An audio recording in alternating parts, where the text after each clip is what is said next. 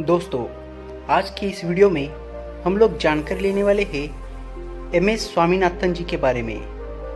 MS. Swaminathan का जन्म 7 अगस्त 1925 को कुंभकोणम, तमिलनाडु में हुआ था। उनका पूरा नाम मंकोम्बो संबाशिवन स्वामीनाथन था। 1952 में एम.एस. स्वामीनाथन ने कैम्ब्रिज विश्वविद्यालय से आनुवंशिक में पीएचडी की। उन्होंने प्राणी विज्ञान और कृषि विज्ञान में स्नातक की डिग्रियां ली है। भारत लाखों गांवों का देश है और यहाँ की अधिकांश जनता कृषि के साथ जुड़ी हुई है।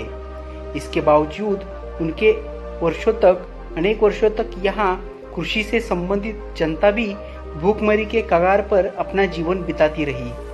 इसका कारण कुछ भी हो, पर यह भी सत्य है कि ब्रिटिश शासनकाल में भी खेती अथवा मजदूरी से जुड़े हुए अनेक लोगों की बड़ी कठिनाई से खाना प्राप्त होता था। कई अकाल भी पड़ चुके थे।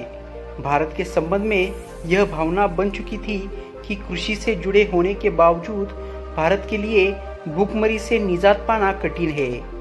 इसका कारण यही था कि भारत में कृषि के सदियों से चले आ रहे उपकरण और बीजों का प्रयोग होता रहा था। फसलों की उन्नति के लिए बीजों में सुधार की और किसी का ध्यान ही नहीं गया। एम.एस. स्वामीनाथन ही वे पहले व्यक्ति थे जिन्होंने सबसे पहले गेहूं की एक बेहतरीन किस्म को पहचाना और स्वीकार किया।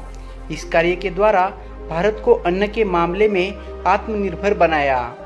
यह मैक्सिकन गेहूं की एक किस्म थी जिसे स्वामीनाथन ने भारतीय खाद्यान्न की कमी दूर करने के लिए सबसे पहले अपनाने के लिए स्वीकार किया। इसके कारण भारत के गेहूं उत्पादन में भारी वृद्धि हुई। इसलिए स्वामीनाथन को भारत में हरित क्रांति का अगुवा माना जाता है।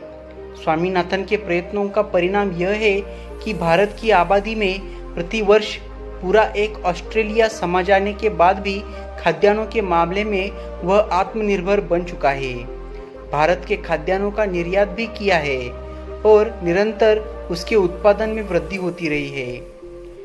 1971 में सामुदायिक नेतृत्व के लिए मैगसेसे पुरस्कार से उन्हें नवाजा गया। वही 1986 में उन्हें अल्बर्ट आइंस्टाइन वर्ल्ड साइंस पुरस्कार दिया गया।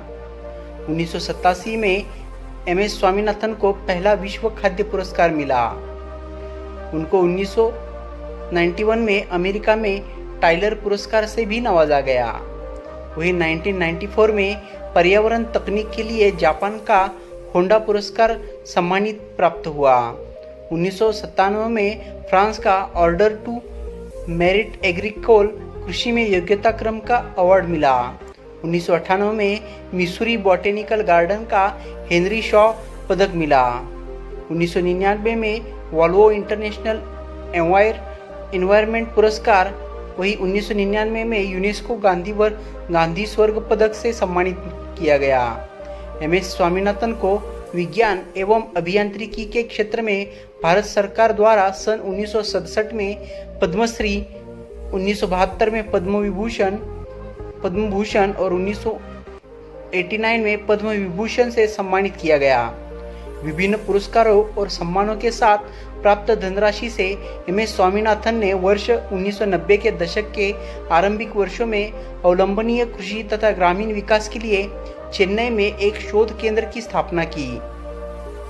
एम.एस. स्वामीनाथन रिसर्च फाउंडेशन का मुख्य उद्देश्य भारतीय गांवों में प्रकृति तथा महिलाओं के अनुकूल प्रौद्योगिकी के विकास और प्रसार पर आधारित रोजगार उपलब्ध कराने वाली आर्थिक विकास की रणनीति को बढ़ावा देना है।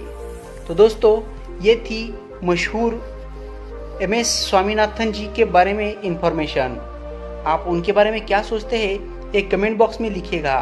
साथ ही ऐसे इंटरेस्टिंग वीडियोस को पाने के लिए लाइक करिए, शेयर करिए और चैनल को सब्सक्राइब करना बिल्कुल ना भूलिए। जय हिंद, जय भारत।